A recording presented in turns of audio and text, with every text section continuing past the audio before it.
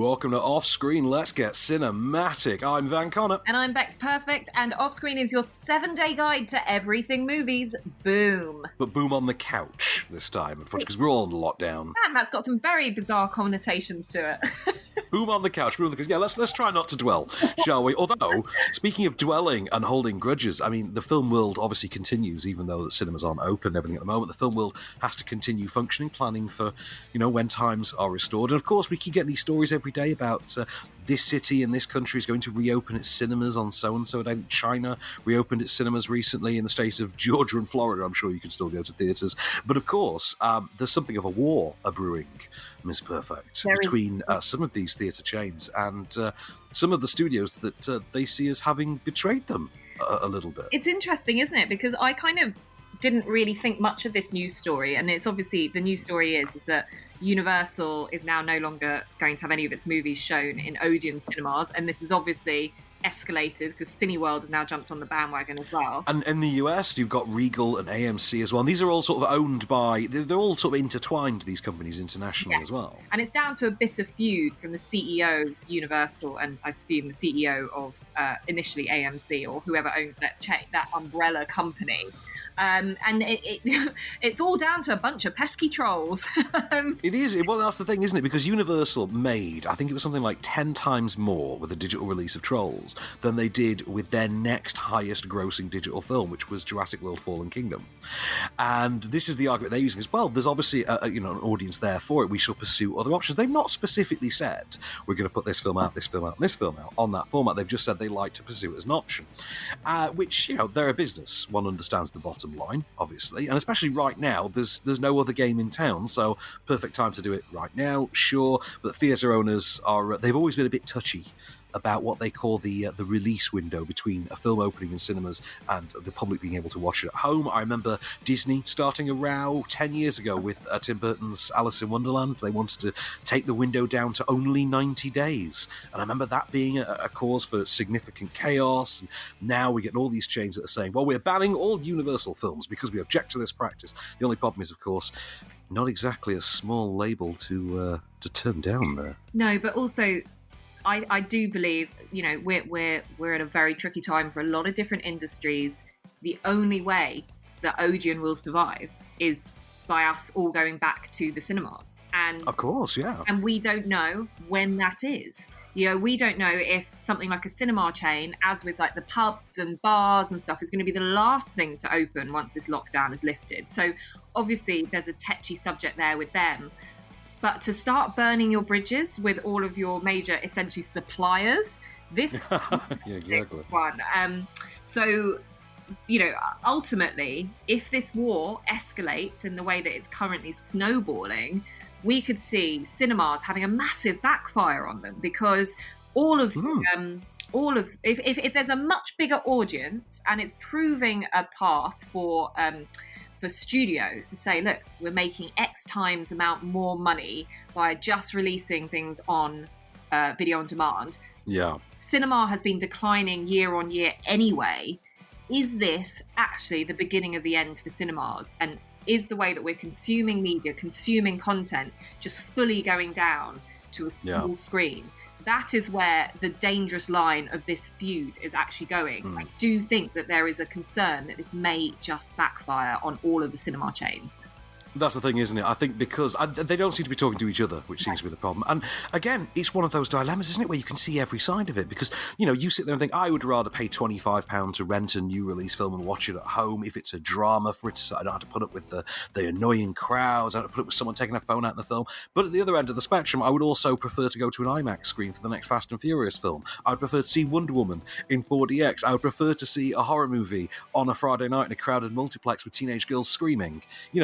There's different settings for different films, I think. And when these people agree, that's when we'll find the happy medium. Yeah, I know. But actually, even that experience has a time limit on it. I mean, year on year, as much as cinemas are kind of declining, we're seeing better technology that is going through and creating better, better viewing experiences. So sooner rather than later, we're going to see that IMAX experience somehow in our own home. We don't know how that's going to happen, but I don't think that something like that is too far off. So I'm experimenting, Bex. I'm trying to find ways to turn my home into an IMAX screen. I promise. Look, I'm getting close. we might make some money if you manage to work that one out. Anyway, that is obviously the big dominating news of the week. It's actually quite nice to have some big, albeit bad, I know. big news from the film industry. Keeps us very much entertained. But something that maybe didn't keep us as entertained as I would suggest it did is a film that is out on video on demand this week. It's called The Assistant. It stars Matthew McFadden and remind me again of the wonderful lady. Julia Garner is, I believe, the lead you're thinking of. She looks very familiar, and I couldn't place her. And do you know what? It turned out I remembered her from Grandma with Lily Tomlin a couple of years ago, which I thought she was great in. And do you know what? Actually, she is a very good actress. She's still good here, I think. Yes. Now, this is the story of, I suppose it's slightly, well, it's obviously reflective of things that are highlighted within the Me Too movement, but it follows Julia's character, Jane. She is a young intern or on the first step of the ladder working for a big entertainment mogul. And she's working the office. So she's the first one in, the last one out. And it's the monotony of this job which is displayed in the film The Assistant. And ultimately, she starts to see certain elements of abuse that is kind of put towards her because of where she sits on this ladder. And eventually, she moves towards making a stand for this. Hi. The new assistant's here. What address do you have? Okay, hang on. Right. I'm not sure what happened there. Sorry, who? Okay, let me check on that. I'll get back A to you. girl. She says she starts today. Hey. There's a girl waiting at reception. She says that she's supposed to start here today. Working here with us? Where's she from? Where's she from? Idaho? Idaho. Idaho? Is that the one you met in Sun Valley? Oh, her. She's been here before. A few times. Send her in. Now, first and foremost, what I would say is not a lot has happened in that clip. And that's pretty reflective of the film. Am I wrong? You're not wrong at all. I mean, the first thing about it, I mean, it's a very sexy looking film. It's got a very Soderbergh look to it. You know what I mean? That raw verisimilitude to it. I thought, okay, this is a good looking film. This is like Girlfriend Experience does Swimming with Sharks. Yeah, I can get really down with this. Good analogy, actually. The Girlfriend Experience is exactly what I was thinking when I first saw it, but without all the smut. Also, slight difference, the Girlfriend Experience is a very good movie. This, less so. Yes, exactly. Now, interestingly, there's been a lot of hype about this and buzz. Definitely. I think this is the classic case of critics are lauding it because it's a very simple premise and it is executed very well to what it needs to do. But is it compelling to watch? My suggestion. No. It is. The point of the film is to bring out the monotony of what her day-to-day life is. And I'm so down with all of that. However, when it carries on for an hour and a half, I'm no longer down with that. And it's... Yeah, I understand. Yeah, it's too laboured, isn't it? I mean, I get that we need to feel the ennui, we need to feel the minutiae of her day to day. And don't get me wrong, Julia Garner does absolutely sell the reality of that, the stylistic approach that they've taken, that Kitty Green has taken in directing this. I think, like I say, taking that Soderbergh angle, it does sell that idea. The problem is, I don't think there's really there's not enough meat to the story, I think, beyond that stylistic bent to really sell it, to really captivate you, and to really keep you interested. One great performance does not a film make, sadly. Exactly, and I'm totally with you on this. I'm not sure what I was expecting from it. Firstly, I thought it was a foreign film to start off with, because everything I was seeing about it was in... American films don't look this good. But also, I think I messaged you and said, "Are there subtitles to this?" So I was not caught up in the hype with it, which I think not a lot of people will be. You know, it's one of those things. And so if you're coming into this and you're thinking, I want a film that tells me about a topical element that happened a couple of years ago, but also something that is focusing on a character study, this might do it. Unfortunately, it doesn't live up to what the expectations are. I think I'd rather watch the Margot Robbie scenes from Bombshell again, personally. For this done equally arresting, equally entertaining, and well acted. For me, that's just, and I get 2/3 of that. I get 2/3 more in Bombshell as well because I get Nicole and Charlize as well. So there's that going for it. What do you give it thumb wise? What are you giving it? I'm going to give it half a thumb. Like it's beautiful to look at, but not much more. I'm giving it 1 thumb just for the stylistic tone and that performance, which I think are both great. But again, one performance does not a film make. So this is on digital. This is one on digital from today. So this is from Friday the 1st of May. So you can view this in your own home. Although, to be honest, you may not want to.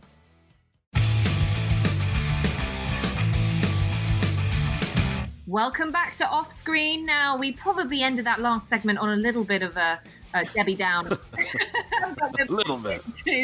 To bring you right back up with your spirits, because we've got all your top movies on TV. So if you have got Freeview, you have got a plethora of brilliant things to watch this week. And we've got a Bruce Willis classic kicking us off on Saturday, ITV4, 11:20 p.m. It's a late one, The Last Boy Scout. Now, this must be a big favourite of yours, Van. Oh, I love this film so much. It has everything about movies that I love. So many different things about movies that I love, all in one place.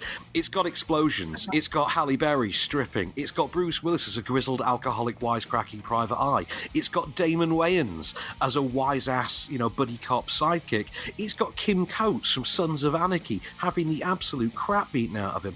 It's got everything I need from a film and more. It's even got a sort of tween-age Danielle Harris giving everyone sass, which is what all movies in the early 90s needed. And of course, it's got a script by Shane Black and direction from Tony Scott. I mean, what more do I need from a film? This is, of course, the buddy, it's sort of a Philip Marlowe for the 1990s type adventure in which disgraced PI Joe Hallenbeck, Bruce Willis, is forced to team up with disgraced NFL linebacker Damon Wayans, and they go off to solve the murder, the assassination of Halle Berry's stripper character. Now, how'd she afford a place like this? These joints must run a fortune. Tell me about it. I pay the rent. Oh, isn't that charming? She sounds like a real special girl. What else you give her money for? Clothes, car payments? Yo, it wasn't like that. Corey could have plenty of rich guys. Me, she loved. Oh, love. Well, forget about it then. You don't believe in love? Yeah, I believe in love. I believe in cancer. What, they're both diseases? Yeah, something like that. And ladies and gentlemen, if you were ever wondering what a monologue featuring the word nay from Van Connor, you've just had it there and then to The Last Boy Scout. So need we say more, good sir? Probably not.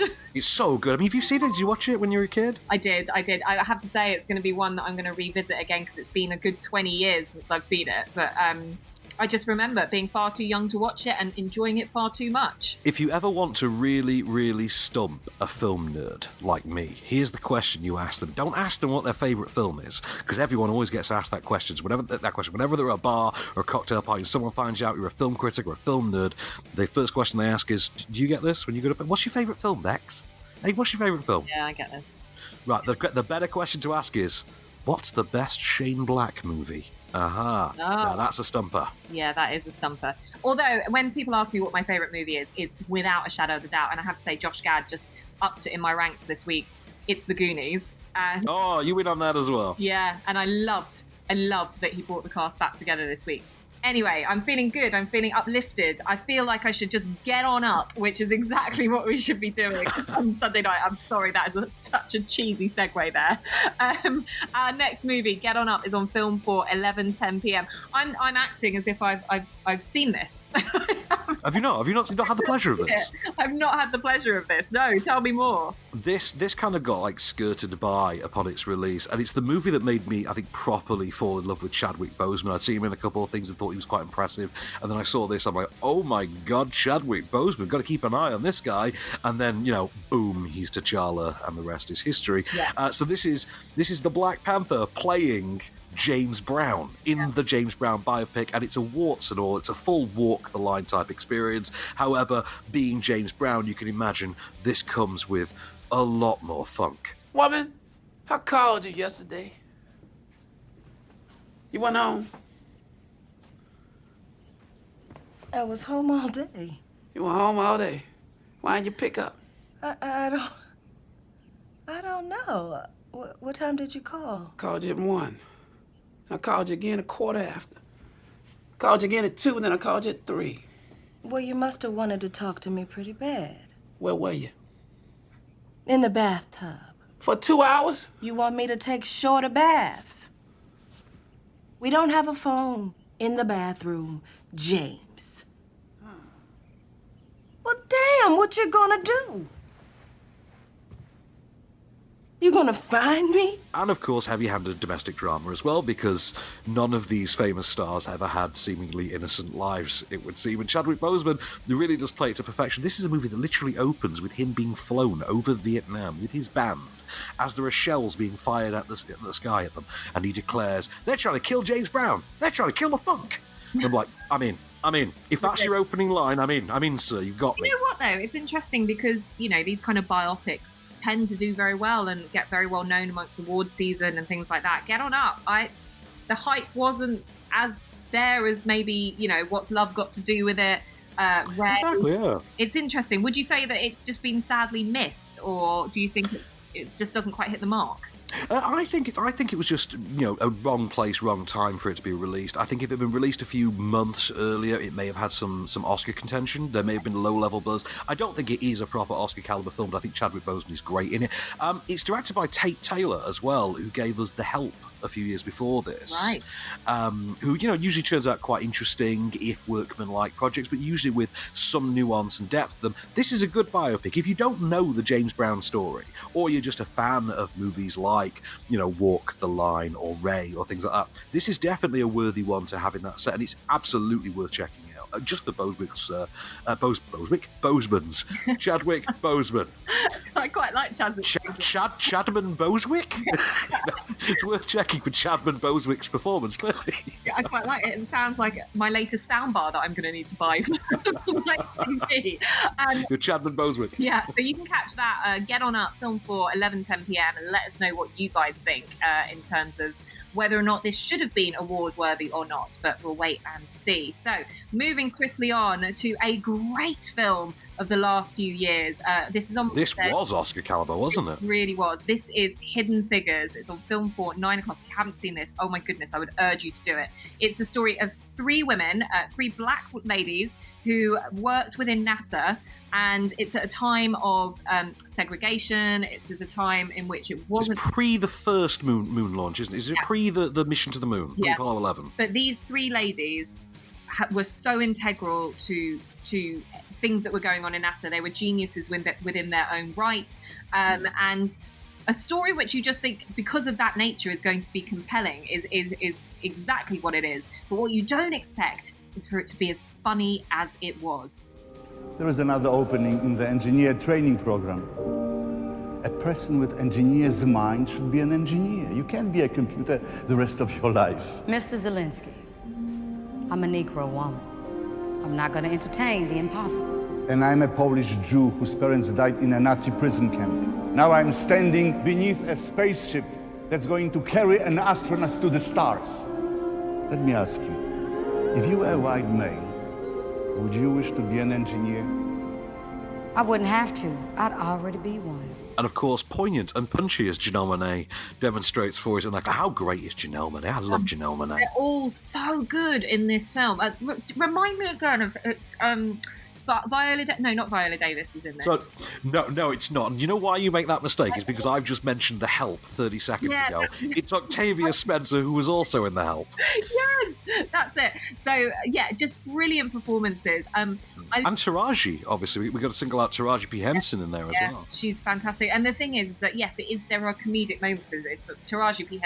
Henson is just so known for all of her comedic roles, but she's just fantastic in this as well. I've seen it a couple of times. I watched it on a plane and I watched it in the cinema as well. I was blown away by it both times. And it's just something that you can pick up and watch again multiple times to just really... I'm just going to point out, for irony's sake, you watching this on a plane is extra poignant, given that you will have been flying using technologies that, at least one of these women will have had a hand in designing. Exactly. It's just insane. And isn't it one of them was helped with the launch of the first Dell computer? And yeah. Like that. Was that Katherine Johnson? I'm not sure. Yeah, I think it was. It's worth seeing, isn't it? Oh, it so is. You'll learn a bit about history. you'll also learn about these incredible women, and it's a brilliantly balanced, funny, dramatic film, and it kind of works in both ways. So in terms of your weekend, seeing into the start of your new week, you've got so much on offer.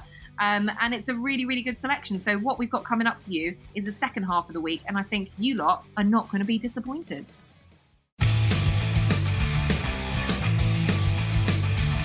And we're back, and don't you dare get off that couch, because we're keeping you there with some cinematic delights for the Freeview week ahead. So let's start with Tuesday then, Miss Perfect. This is a movie I enjoyed very much. I saw this at a secret screening in 2013. Didn't know anything about the film. Saw it, and I really loved it. And this is Louis Leterrier's 2013 action comedic heist romp of sorts. It's Now You See Me, which is showing on Film 4 at 6:50 and stars the likes of Aaron Eisenberg, Woody Harrelson, Isla Fisher, Dave Franco, not James Franco, Dave Franco. He's got a brother. What's his name? Dave Franco? Why, yes, it is. And Mark Ruffalo and Morgan Freeman. And there's a hell of a cast to this, isn't there? And it should be a hell of a cast, because it literally is magic.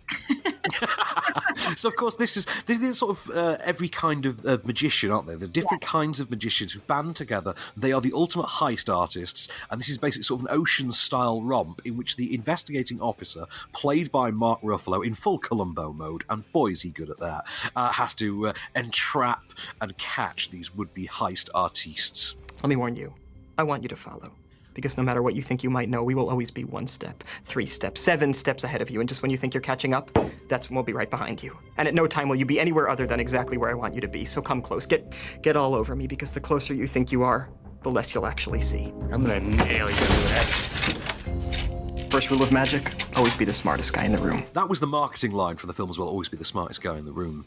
I really enjoyed this film, and actually, if I'm not wrong, I read some news this week which suggests that there's a Now You See Me 3 going to be made. Yeah, this has been on the way for a while. Apparently it's going to centre on a new team of magicians with like mentor roles for the older ones. Okay. Apparently they want to set up a Chinese spin-off as well through it, because the movie's very popular in China as well. I think it's a really fun film. The sequel's garbage, but I think the first one's really good. Do you know, I just enjoy anything with magic.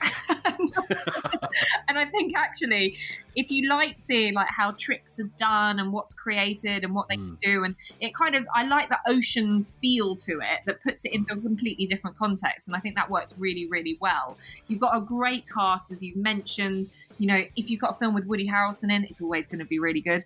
And the effects are just brilliant within it as well. So the only thing I thought was missing is Anna Kendrick's not in it, is she? Anna Kendrick's not in this one, no. I feel like it's a film that I'd expect to see Anna Kendrick in for some weird reason. She'd be good in this. She'd be good. She does a good thriller, as we found out in a simple favor, I think. Yeah, exactly. So I just would love to have seen her in it. So maybe that's going to be a surprise bit of casting for the third one. Who knows? Maybe. But as we say, it is on Film 4, 6:50 p.m. Perfect time once you put the kiddies to bed to just sit down, relax, and it's just an easy watch as well. So that's on Film 4 on Tuesday. Moving on to Wednesday, Sony Movies, 9 p.m. You're going to have to remind me of this one. It's Legion. Okay, so imagine, if you will, the plot of High Noon or Assault on Precinct 13, which is, we're in a small location, we have to stop the bad guys from getting in. But imagine if you took that plot and you combined it with Terminator with angels, and that is Legion. So, the angel, I think... Yeah, so the angel Michael, played by Paul Bettany, comes to Earth ahead of the impending apocalypse in order to protect the unborn child who will go on to become the saviour of the human race, and his mum happens to be a knocked-up waitress played by Adrian Palicki. The fellow survivors, who must all band together under Michael's leadership, include the likes of Lucas Black from Fast and Furious Tokyo Drift, none other than Dennis Quaid, Charles S. Dutton, and I forget the name of the actress who plays Thea in Arrow, but she's in there as well. And of course, you can't have any movie ever without Tyrese Gibson, because they're all better with Tyrese in them. Tell you what, I'll give you a clip. The last time God lost faith in man, he sent a flood. This time he sent what you see outside. Are you saying this is the apocalypse? I'm saying this is an extermination. Those things outside are just vessels. They're possessed. The weakest willed are the easiest to turn. Possessed by what? Demons? No.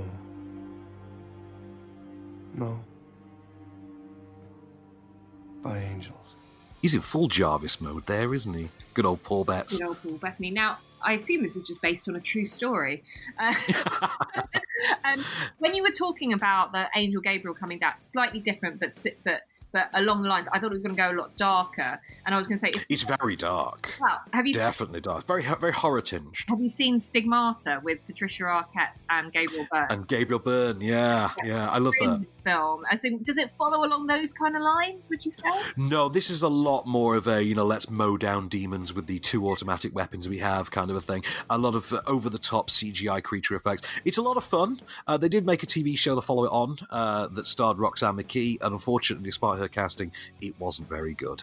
I did hope for better things. Yeah. Let's move on then to Thursday, which sees another movie, our second movie of the week, to star none other than Dave Franco. I'd like to say again, James has a brother. What's his name? Dave Franco? Why, yes, it is. Dave Franco stars in Nerve on Thursday night on Film 4 at 11:05 alongside Emma Roberts. I don't know if you remember this film at all from about 3 years ago. I do. I might have got the premise slightly wrong, but it's essentially you have to you essentially showcase on social you doing more dangerous tricks in order to bets. You take wages effectively for cash money. Yeah, exactly. So it's a social media phenomenon that gets out of hand, essentially.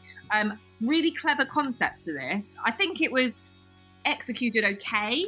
I think it worked. Yeah. Easy watch. I really liked the idea of it, and I'm amazed that we haven't seen more films that kind of follow this line. But Dave Franco's really good in it. Emma Roberts also really good in this as well. There's some hair-raising moments in it. It's got a nice balance of action, and also kind of the storyline works because it's very topical. It's very now. It's kind of like cheap thrills with an added social media YouTube element to it. Yeah. Something like Guns Akimbo, but played more in the real world.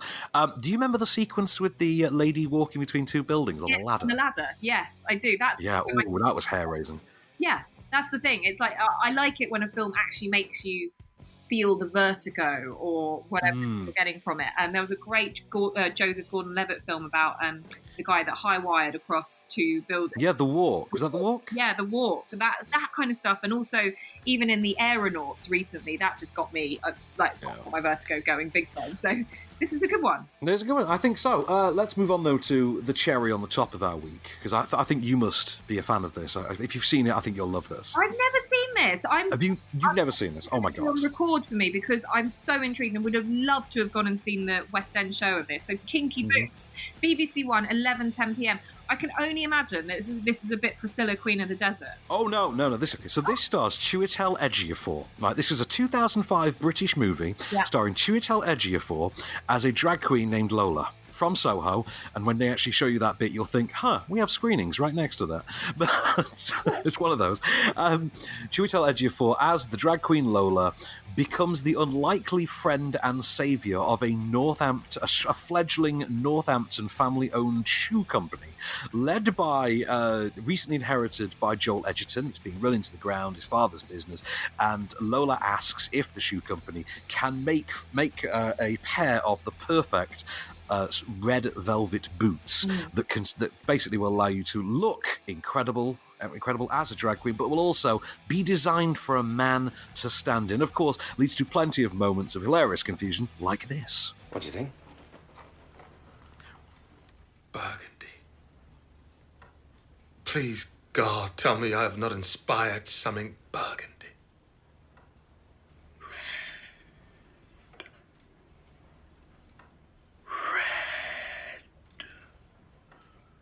Red! Red! Charlie boy! Rule 1! Red! It's the color of sex! Burgundy is the color of hot water bottles. Red is the color of sex and fear and danger and signs that say do not enter. All of my favorite things in life. Right, this movie's huge. People who love this movie really love this movie. I didn't get that. I went out with my ex-girlfriend for 10 years, and only then did I discover, during that time, that this is a full-blown phenomenon. This is a huge cult thing. The soundtrack is big. The stage show got created and evidently is huge as well. But you know what? It's all about Chiwetel Ejiofor and how darn delightful Lola is. Do you know what? I didn't expect to see him as the titular role in this. So good. So good. So interesting. So look, guys, check it out. BBC One, 11:10 p.m. Press the record button on it if you're not staying up so late. See what the fuss is about. But that's it. That's your movies on TV. That is all of your weekdays set out in stone for you. A great selection once again.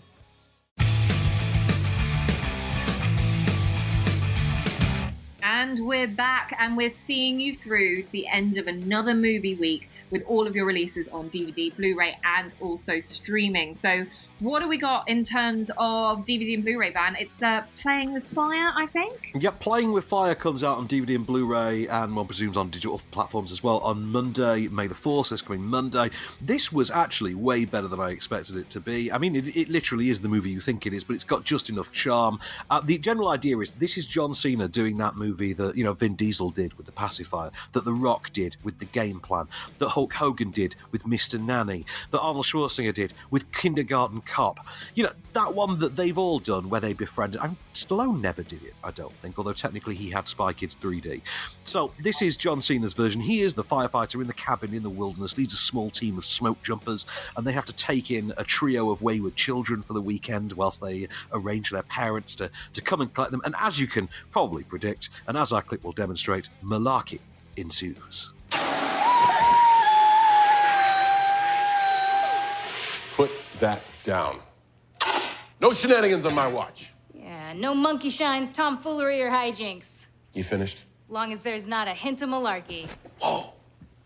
Now, if I didn't know any better, I would say that was sarcasm. So why don't we just take it down a notch, sister, okay? Maybe a little gratitude would be helpful.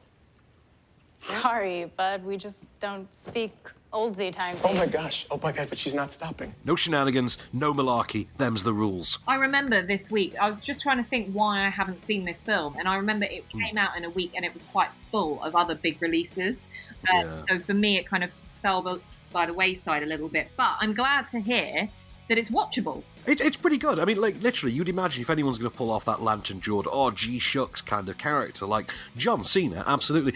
Big points as well to his trio of supporting firemen in this, who include John Leguizamo on fine form, because when is he not? Wow. Keegan-Michael Key, getting all the great lines you can hear in the clip there, and Tyler Mane, who I hadn't seen in anything for years, since he played Sabretooth in the first X-Men movie. And there is a series of references and in-jokes in this movie to, the previous works that the actors have done. So, for instance, John Leguizamo gets a Priscilla, Queen of the Desert reference in there. Sorry, not Priscilla, Tu Wong Fu, the American sort of counterpoint. Tyler Mane gets a reference to that time he fought a Wolverine, which is an obscure one because... I've not met any 20-year-old children, but okay. I mean, technically, I'm a 36-year-old child, so it works on me. But you get the idea. Yeah. It's fine. It's one of those you put on, and if you've got 7, 8-year-old kids, and you're babysitting for the afternoon, you've got the DVD on for the 7, 8-year-old kids, you'll have a good few laughs at this as well. Also, it's got Judy Greer as the love interest, and she's always charming as hell. Oh, I think it sounds like a really good fun family film that actually the adults can enjoy just as much as the kids, which is great to hear, because I just think, if you're stuck for things to watch with the kids because they're just driving you up the wall right now, it's good to have something like this that's fresh and new and coming out. Indeed. I can't recommend it. I think it's worth checking out. Yeah, absolutely. Right, okay, moving straight on to streaming. We have a couple of trilogies for you, so you guys are going to be spoilt for choice. Now, for me, this first set of trilogies, I have to say, I followed it back in the day with all the hype and the Oscars. Back in the day? Well, it's early 2000s, Van. Come on. It was now. Yeah, it was back in the day now, wasn't it? 20-odd years ago, or thereabouts, 15 to 20 years ago. This is the gift that just kept on giving. This is Lord of the Rings trilogy on Prime from Friday, the 1st of May. What's interesting about today, so that's all there for you to watch. Now, I should stress as well, we're not sure which versions of these are on there. One assumes the theatrical versions, or that they could be extended. We don't know. Wow, yeah, actually, that's interesting, because I was just about to say you've got at least about 10 hours, if not more, of your life that you can just lose. 12, I think, if you go for the extended as well. About half a day. We're checking out the Lord of the Rings trilogy. It's a hell of a cinematic marathon. Well, it is, but what I think is quite interesting is whether or not it is going to not date, essentially. Do you know what I mean? Like the effects and things like that. I've always been quite surprised. I've always found the special effects in Lord of the Rings, except for the time that Legolas, skis his way down an elephant trunk.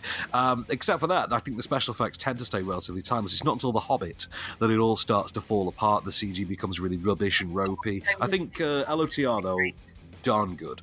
Yeah, don't remind me of the high frame rate in The Hobbit. Oh, no. We all walked out and went, what have we just seen? Why would you do this to us? Yeah. So let's talk then about our other trilogy, which is joining on Thursday, May the 7th on Amazon Prime. I think there's something in the water. They're going franchise mad.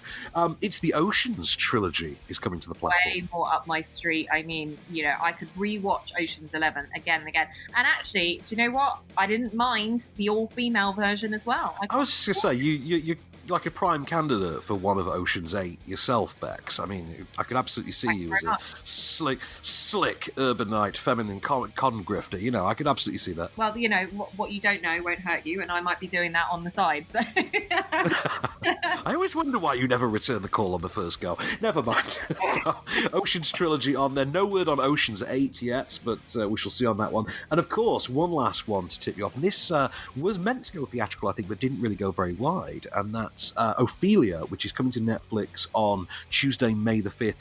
This was a solo venture for Daisy Ridley post Last Jedi. And the idea was to reimagine Hamlet from the perspective of Ophelia. I never got the chance to watch it myself, although I heard very mixed things. I'm intrigued to see Daisy Ridley in a leading role all unto herself, though. Well, I was going to say, the thing is that with Daisy Ridley, have we seen much of her outside of the Star Wars franchise? Not really. We saw Murder on the Orient Express as one, but again, she wasn't really taking on that leading role. The time is for her now. She needs to make clever choices and do good film roles, which means that eventually she'll be able to break I don't take this in the wrong way, but break the curse of Star Wars and actually become an actress in her own right and being able to do other things as well. If this one didn't really land, then I'm not really sure if there's going to be a good, strong career ahead of her, really.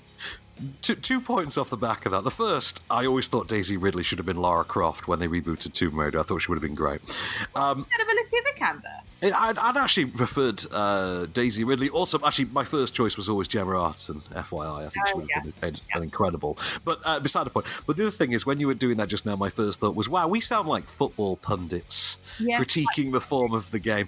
And it just reminded me of a time when I think I was watching a bit of Match of the Day, and I heard a man being... I won't name the person. I'll just say someone being paid a lot of money by a national broadcaster say the words that he was being paid to say. The trouble with insert team name here is they don't win many games. And I couldn't help but think that was just the most probing insight I'd ever heard. And there was a moment there where you say, the problem is she needs to pick good movies. And I'm thinking, that's actually completely true. And at the same time... What can you say? She's not picking great movies. She's not. She's not, is she? It's very strange. No, and I just think, you got to get your groove on, girl, because you got to go and be able to try and see where you go beyond Star Wars. It's only going to last for so long. So, who are your actors, by the way, out of interest? Who are the ones that you look at and think, what is going on with you and your agent? Why are you picking this streak of movies? Do you have any actors like that you think, how are you making these choices? There are so many.